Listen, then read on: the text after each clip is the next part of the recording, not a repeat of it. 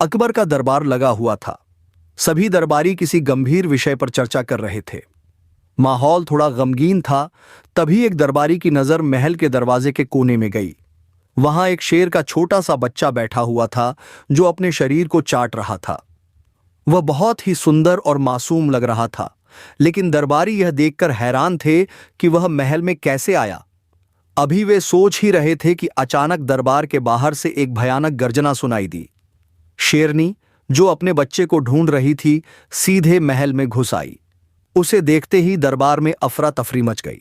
सैनिक अपने हथियार संभालने लगे, दरबारी इधर उधर भागने लगे और कुछ तो छिपने की जगह ढूंढने लगे। माहौल पूरी तरह डर और हड़बड़ाहट से भर गया। अकबर भी घबरा गए और तुरंत बीरबल को बुलवाया। जब बीरबल दरबार में पहुंचे तो उन्होंने देखा कि शेरनी अपने बच्चे को देखकर धीरे धीरे आगे बढ़ रही थी। अगर किसी ने भी कोई गलत हरकत की तो वह हमलावर हो सकती थी। बीरबल ने तुरंत अपनी चतुराई से एक योजना बनाई। उन्होंने सैनिकों को आदेश दिया कि वे बिना शोर किए दरबार के पिछले दरवाजे को धीरे धीरे खोल दें। फिर उन्होंने एक दरबारी से कहा कि रसोई घर से तुरंत एक बड़ी कटोरी में दूध लाया जाए और उसे महल के पिछले हिस्से में रख दिया जाए।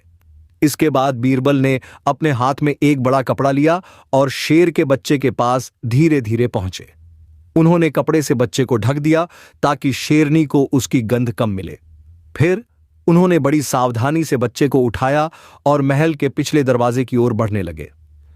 शेरनी ने जैसे ही देखा कि उसका बच्चा हिल नहीं रहा है, वह थोड़ा सतर्क हो गई, लेकिन हमला नहीं किया। बीरबल ने बड़ी चतुराई से बच्चे को उस जगह रख दिया जहां दूध रखा था और धीरे धीरे दरवाजा खोल दिया। जैसे ही दरवाजा खुला, शेरनी ने अपने बच्चे की गंध पहचान ली और तुरंत उसकी ओर बढ़ी। उसने देखा कि बच्चा सुरक्षित है और पास में दूध भी रखा है। इससे उसका गुस्सा शांत हो गया।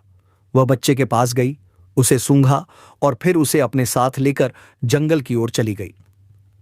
जैसे ही शेरनी महल से बाहर गई, सैनिकों ने तुरंत दरवाजा बंद कर दिया।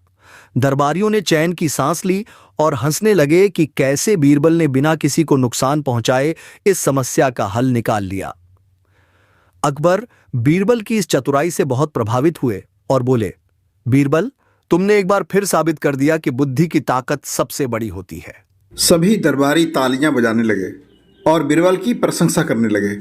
इस तरह बीरबल ने अपनी बुद्धिमत्ता से न केवल दरबार की चिंता दूर की, बल्कि शेर और उसके बच्चे को भी सुरक्षित निकाल दिया। मेरे प्यारे दोस्तों, यदि आपको इस तरह की कहानियाँ अच्छी लगती है तो वीडियो को लाइक करें और चैनल को सब्सक्राइब कर दें और कमेंट बॉक्स में लिखें जय हिंद।